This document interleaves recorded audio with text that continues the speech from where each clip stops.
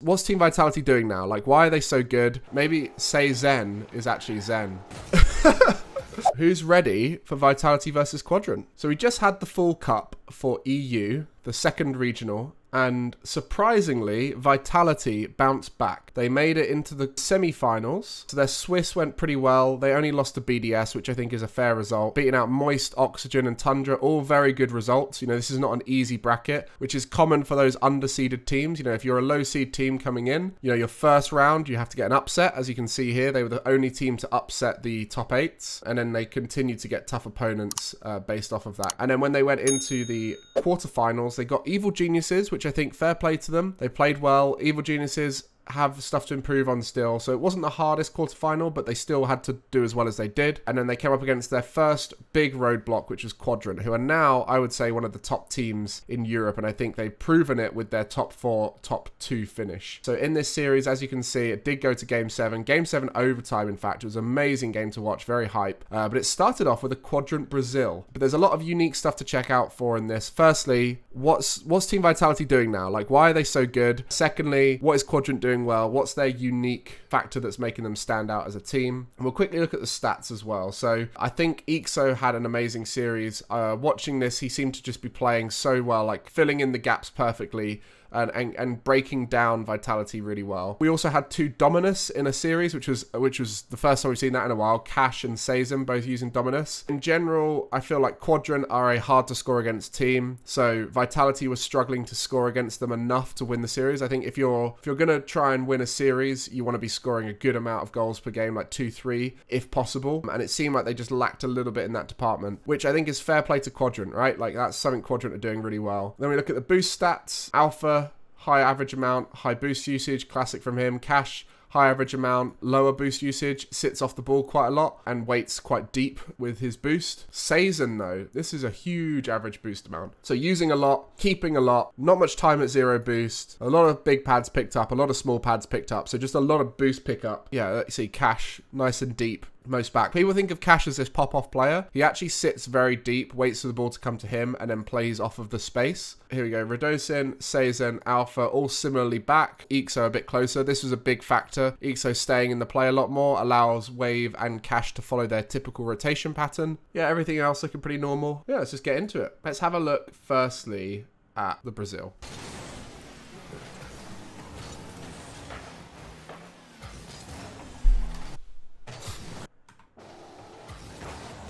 Nice little fake from Cash there. So you see Cash's mindset whenever he's finished with a play is just to get far away from it.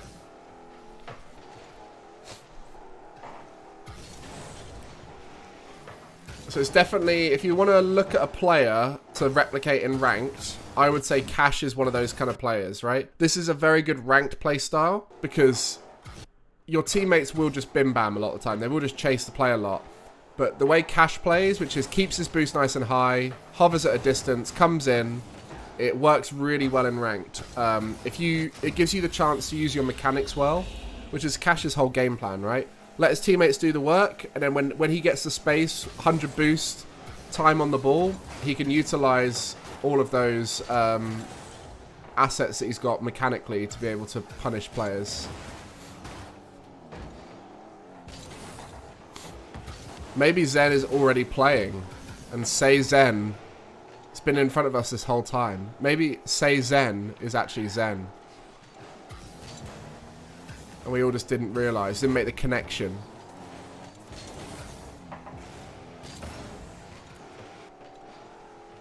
See here, Cash just waiting nice and deep. Let Alpha do his stuff. Let Wave make the challenge. At some point, one of these touches is going to go in his favour. You can see like EXO is much more comfortable trending forward because that's sort of his role, is to come in and support off of his teammates. It's a very interesting playstyle. Obviously they bumped each other there. That just kind of happens. But yeah, like Cash's playstyle is quite unique, and I think it's something. It's very similar to what Daniel does in a way. Like Daniel has a play off the ball style. Vatira has a very similar style, playing off the ball. Some of the best players in the world play like this. And it's actually like when I'm not trying to say this is the case for the teams Cash is on, but it's the play style that I've always recommended. I think Johnny Boy also recommends. When you're playing with friends who aren't as good at the game, if you're the best player in your team, you should be playing this style, right? You should be playing the supportive role, because your teammates could always force your opponents to make mistakes, but they're not always going to be able to defend 1v2, 1v3, or when they get the ball in space, be able to do much with it. So this is why I say this is a good ranked playstyle, because the assumption is if you want to rank up, you should be better than the people in your lobby. So yeah, it works in that style. And when we played Twitch Rivals, me, Cash, and Hibbs, and some of the games with Geordies as well, the whole game plan there was Cash played off the ball. I would just ball chase and be a disruptor and just be an absolute nuisance upfield, and that created the space for Cash to be able to come in and do his stuff, you know? And that's sort of what Quadrant's structure is right now, is Ixo, and Ixo in particular is a disruptor. Wave is like a second disruptor, you know, sometimes ball chasing, but a little bit more willing to go back, where Ixo is much more willing to go forward. Okay, I think at this stage they're probably just feeling it a bit and just trying to score, because you would do that, wouldn't you, if you were ahead. Oh, Cash's first touches. Oh, that is filth. That is absolute filth. Oh, Cash is so fun to watch. Let's have a little watch of... Actually, I'm going to skip ahead. I'm just going to watch the rest of the goals and we'll go into a new game, because it's probably not much to analyse at this point. Really nice shot from Ixo there. Fair play. Oh, it's a whiffy old touch from Ixo here. We've got so much time, we didn't need to jump that. But obviously they're not going to win. Well, they're not going to win, so it doesn't really matter if you give away a goal or two. I know it's, again, it's garbage time. Hello. Kickoff strategies. One thing I'll always say about Snasky. Snasky has always loved kickoffs. And we saw them do a bump kickoff. This is a different kickoff, so they have some unique kickoffs, which is definitely something to watch out for with Quadrant. But yeah, let's go ahead. Let's have a look at the next game. Vitality bouncing back. So we've spoken a bit about what Quadrant are aiming to do. We'll also talk a little bit about their bump challenge strategy that they've started to implement quite a lot. Let's watch Alpha for a bit. So Alpha, historically, his biggest issue was that he tried to overplay the game a bit. Like, he tried to rush the play, he tried to score the goals, make the goals happen, get back and defend. He just tried to do everything. Whereas I think Alpha, if he chills out a bit and plays a bit more like how we spoke about Cash there, of just chilling off the ball and waiting for the space to come up that he can utilize that space, I think he'll be a much stronger player. And it seems like, just watching him here, it seems like he's calmed down a little bit as a player, which I think is good signs for him, because he was definitely, in my mind, the weak link on that team before, of like, he was causing all of the issues for the team by going a bit too aggressively. It was making Radosin and Sazin very uncomfortable and was really highlighting their issues as players.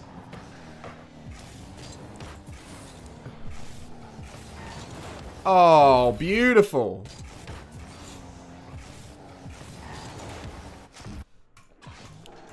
So yeah, this is a really nice shot from Sazin that Alpha can play off of.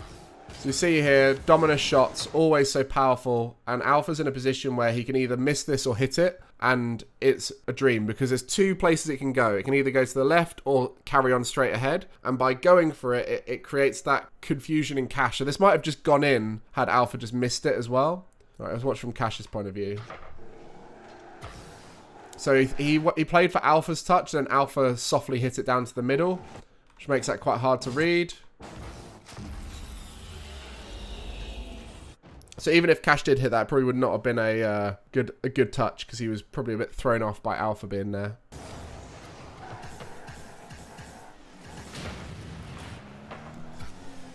So that was good play by Vitality on that last goal. Sazin with a nice force. Radosin, good speed and punish. And then great advantage play execution from Sazin and Alpha. What's happened here? Let's understand this one. So it's good, reasonable breakdown right now. You can see Quadrant is starting to get low on boost, but you know, it's not super bad just yet. So they're just caught off guard here by Sazin just rushing, right? Like, I don't think anyone saw Sazin coming in. Radosin threw off Cash enough. Just Cash didn't quite have the depth perception on that. So they should have been able to defend that, but it was just a bit of a misread. Like, this is good breakdown from Vitality. But yeah, you can see in that situation there, Ixo or Cash just needed to go, I think.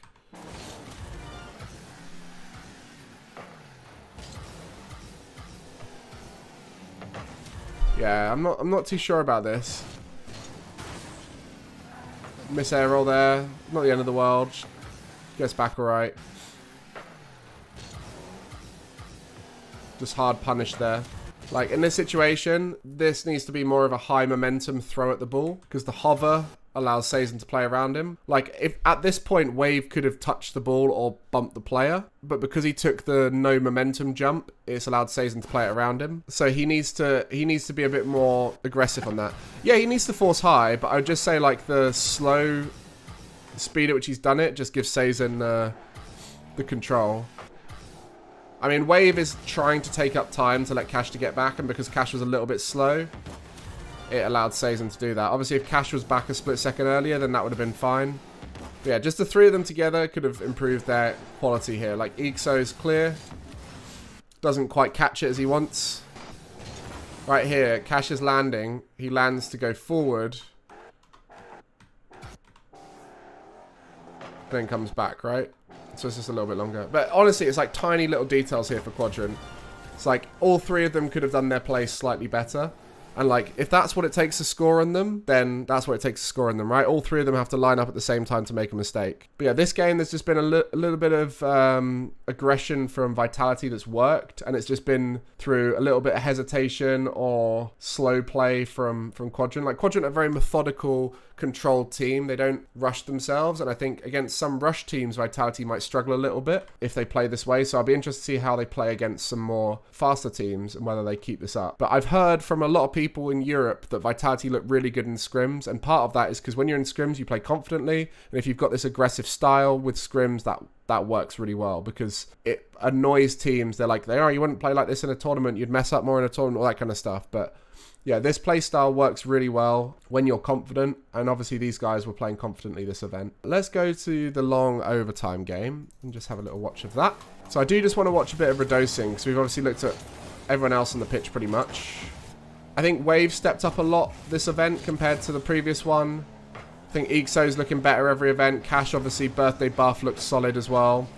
I mean, we expect Cash to play at this level, which is the unfortunate case for all these top players, is you expect them to play well.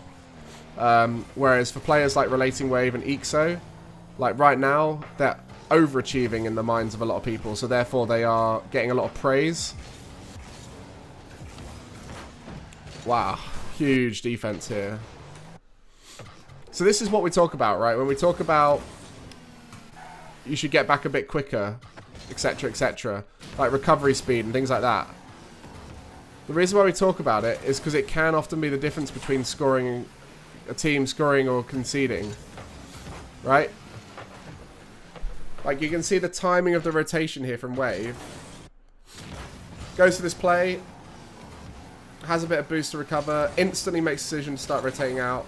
Like, obviously could have been a little bit faster at times here, but it was fast enough. And like, that is genuinely the difference a lot of the time between getting scored on and not, is that recovery speed. And that's why Quadrant right now, I think, try and rotate back as fast as possible, get behind the ball a lot. Oh, here we go. Here we go. Very nice. Very nice defense.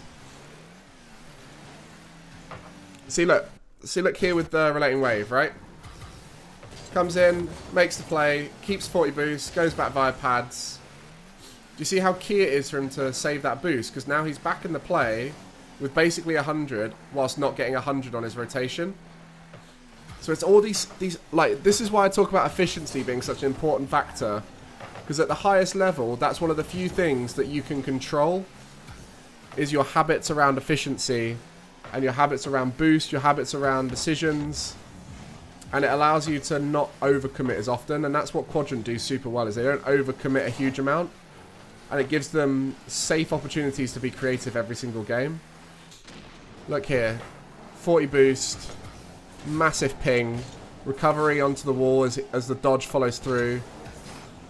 Just enough boost and momentum to get him that goal. So like you can see the effect of Cash with low boost there is beautiful. But yeah, Quadrant seem very structured. And like that structure is hard to beat. But then when it comes down to the individual decisions of what they do against the opponent, it's quite hard for a team to tell. Because you can't tell whether they're faking, forcing, rushing, going for a 50-50, going for a beat. So the micro game of Quadrant is hard to read. But the macro game is pretty controlled, right? Like they rotate very, I don't want to say standard, but they have like quite typical rotations for what we're seeing right now with, you know, rotating opposite side, picking up hundreds, and then EXO going for the rotate more narrow with pads, right? It's quite a standard rotation system. Hello. Nice little demo. Oh, two very good bumps from Cash there. When we look at this play, this is prime Quadrant right here, right? Radosin is overcommitting with this low boost pass. We look at the boost amounts on Vitality. Vitality are low on boost right now. Cash punishes Sazon touch here with a good 50-50 that goes where relating wave is. Also, to be fair, I say good from Cash. He took the back corner boost here, which I think Wave might have been able to get. So he did boost starve Wave a little bit. So I think that's something they might need to look into. But then maybe, it's hard to say because maybe Radosin would have gone for that boost instead of going for the ball. I don't know. So it might have changed up the whole play. But anyway, the whole 50-50 here, that's world class from Cash. Sets up the advantage position. Relating Wave, slots this middle, Cash scores the goal. But he defaults to the low creativity option, which is the, I'm just going to boom this forward and hope they feel uncomfortable with it. But look at these 50-50s from Cash. So good. People say that the Dominus isn't good at 50-50ing. I mean, to be fair, one of those 50-50s was a Dom-on-Dom 50. But, yeah, you can see the whole Quadrant game plan is heavily around 50-50s, forces, fakes, interceptions. And then when they're in an advantageous position, try and use their creativity. But that's something they're still working on, I think, the creativity part. Great force from EXO. Was this intentional? Here's one of those bump challenges. So I do want to talk a little bit about the bump challenges. So this is something Quadrant are doing better than any other team I've seen in a while. It's a thing that I'm going to call bump challenges because it's pretty clear when looking at them that their main primary focus is to let the ball go and bump the player so the player has no follow-up. And this is an example of it here. Like, he knows if Sazon hits this, it goes straight to a teammate. So instead of playing the ball, plays the player. And that gives the teammate a bit of space to get the clear. I don't know if it was this game or whether it was the next game, but there was definitely one of the final few games where they did loads of it. And it does also just give you that little bit of extra leeway when going in for a challenge, that you've got a third option. So you play the ball, play the fake, or play the player, right? It gives you another option. EXO patient. Shot on target, really nice. And I've seen this quite a lot on grounded plays, right? Playing the player rather than the... Oh, this is unfortunate from Radosin, but I think it would have been scored anyway. I think probably EXO had that if he didn't get a touch. Yeah, EXO had that if he didn't get a touch. I've seen it quite a lot on... let's have a look at this series. I've seen it quite a lot on the when the ball is along the ground and players will bump the player going for the big clear. I've seen that quite a lot, but I'm not so familiar with players doing it on aerial plays, you know? So this is just something that to bear in mind, guys, right? There's no hard and fast rule around this, but this is frequently an overcommit that people might not think of as an overcommit. And it's the idea of doing a high aerial passing play on not much boost, right? If both of you and your teammate are in the air when a pass is happening, it's pretty sketchy, right? Especially for Cash in a situation, because Cash was on 0. You need to be able to recover fast, as either the player passing or the player taking the shot needs to be... Like, obviously, if the player taking the shot is a bit more mechanical, they might be able to take up more time. But right here, both these players are in the air, so they're committed, right? Ixo is then very vulnerable to what ends up happening to him, which is getting bumped. And then that's when they concede. So this is a overcommitting aerial play. Like right now, Vitality are not broken down at all, right? You can see the boost amounts. You can see Radosin's on the back wall. Alpha's in the net. Like, they've got net and back wall covered. There's very little threat here because Cash can't do anything, right? Because Cash is in the air right now. Wave needs to be able to do a solo play that outplays a backboard player and a keeper. And Ixo is sitting in third and could get bumped here. So, like, as a team, this is an overcommit. And I think it comes down to Cash and his decision to go for this. Unless he, like, obviously could have got called to pass it middle. But I think Cash here needs to fake it, take it down, and then play it, right? But by playing it instantly when on 0, it's kind of risky.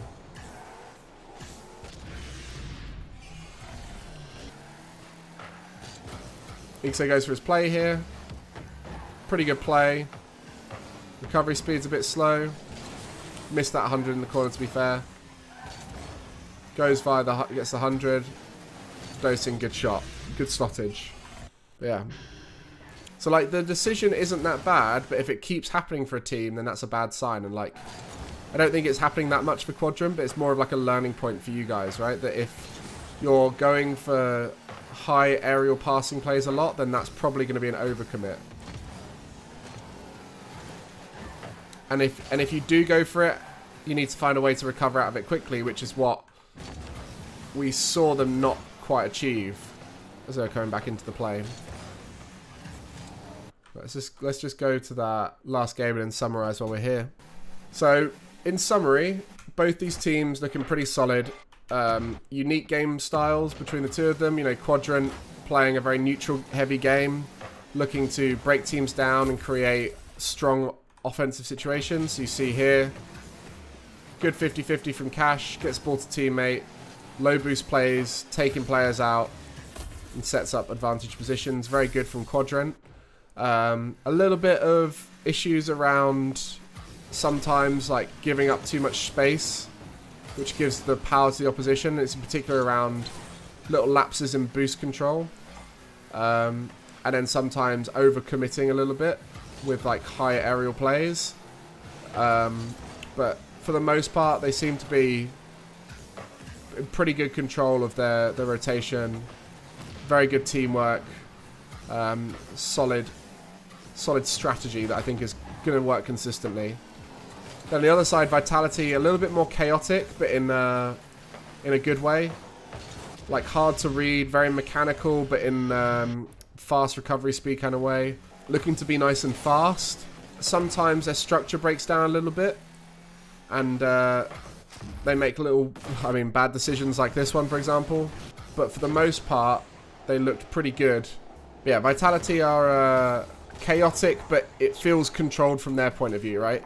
They feel chaotic to play against, but they've all got pretty good boost management. They're all quite hard to read with their touches. They're very confident, very aggressive. Sometimes that over-aggression leads to them over-committing and losing resources. But for the most part, their aggression is rewarded. And they break teams down through being hard to read, catching them off guard and that kind of thing. So both the teams that I'll be watching out for in the final regional to see if they can make it. Vitality have got a tough old run to make it from the Fall Invitational, where Quadrant are in a very good spot to just, you know, if they just middle the pack, they should be able to make RLCS major. So good stuff.